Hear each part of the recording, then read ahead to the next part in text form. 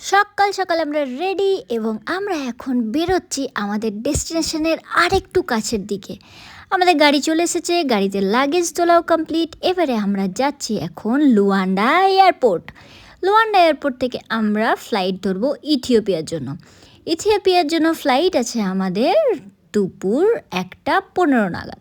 আমাদের boarding complete এবং security check, immigration সব কিছু কমপ্লিট করে একদম ডাইরেক্ট ভেতরের দিকে এলাম। ভেতরে এসে কি হলো তোমরা জাস্ট নিজেরাই দেখো।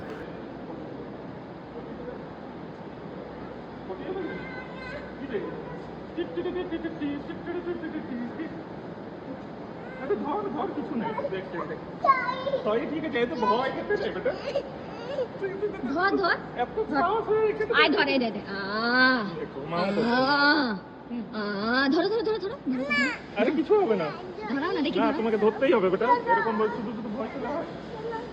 ধরো ধরো, দেখো আমি ধরো, এই তো আবার ধরো, আবার ধরো, আবার ধরো, ধরো ধরো ধরো ধরো। ভালো ভালো ভালো, ধরো ধরো ধরো,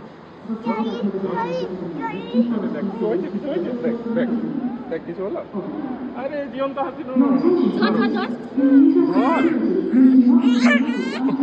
আরে পাপা আছে, মা। আমাদের আদি ছানা যে এতটা ভীতু সেটা আমাদের জানা ছিল না। যাই হোক, এখানে আমরা আদিকে নিয়ে একটুখানি এনজয় করার পর এগিয়ে গেলাম আমাদের ফ্লাইট এসছে কিনা দেখার জন্য। ফ্লাইট তো আমাদের এসে গেছে আর তার জন্য বোর্ডিংও শুরু হয়েছে, সেটার অ্যানাউন্সমেন্টও করে দিয়েছে। বোর্ডিং করে আমরা জাস্ট ভেতরে ঢুকেছি, তারপরেই দেখলাম বাসও চলে এসছে। বাস আসার সাথে সাথে বাস আমাদের তাড়াতাড়ি করে নিয়ে চলে গেল আমাদের ফ্লাইটের কাছে। ফ্লাইটের কাছে গিয়েই দেখলাম আমাদের আপাতত ফ্লাইটের কাছে তেমন বেশি কেমন ভিড় নেই। সেই জন্য তাড়াতাড়ি করে ফ্লাইটে ওপরে উঠে নিজের ফ্লাইটের সিট তাড়াতাড়ি করে দেখে নিয়েই বসে পড়লাম ফ্লাইটে। এখানে ফ্লাইটে বসার আগেই দেখছি আদি নিজের সিট নিজের মতন ঠিকঠাক বেশ সুন্দর বেছে নিয়েছে। আমাদের ফ্লাইটটা তেমন বেশি ভিড় ছিল না, সেই জন্য আদিরও একটা নিজের সিট হয়েই গেছিলো।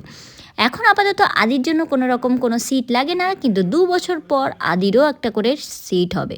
তার জন্য একটা নতুন করে টিকিট কাটা হবে। এখন আদির যে টিকিটটা কাটা হয় সেই টিকিটটার বেশি তেমন কিছু প্রাইস থাকে না। আপাতত আমাদের ফ্লাইট মাটি ছাড়া হওয়ার জন্য রেডি। আমাদের ডেস্টিনেশন পৌঁছানোর জাস্ট এক কদম পিছিয়ে আমরা। এখান থেকে আমরা ইথিওপিয়া, তারপরে আমরা কোথায় যাচ্ছি সেটার ভিডিও তোমাদের সঙ্গে অবশ্যই শেয়ার করব। আপাতত আকাশের অভিযানের দিকে আমরা এগিয়ে পড়লাম। খুব জলদি দেখা হবে তোমাদের সাথে নেক্সট ভিডিওতে, অবশ্যই ওয়েট করো আর তোমাদেরকে অবশ্যই জানিয়ে দেব। আপাতত তোমাদের জানিয়ে রাখি, এই যেখানে আমরা যাচ্ছি এটা যেমন তোমরা কেউ জানো না, সেরকম আমাদের ফ্যামিলির কেউও এখনও পর্যন্ত জানে না। না আমার বাবা, না শান্তনুর বাড়ির লোক, কেউ এখনও পর্যন্ত জানে না। একেবারেই সারপ্রাইজ। শুধু ভাবছি যখন জানতে পারবে তখন তাদের রিয়াকশান কী হবে, অবশ্যই তোমাদেরকে জানাবো।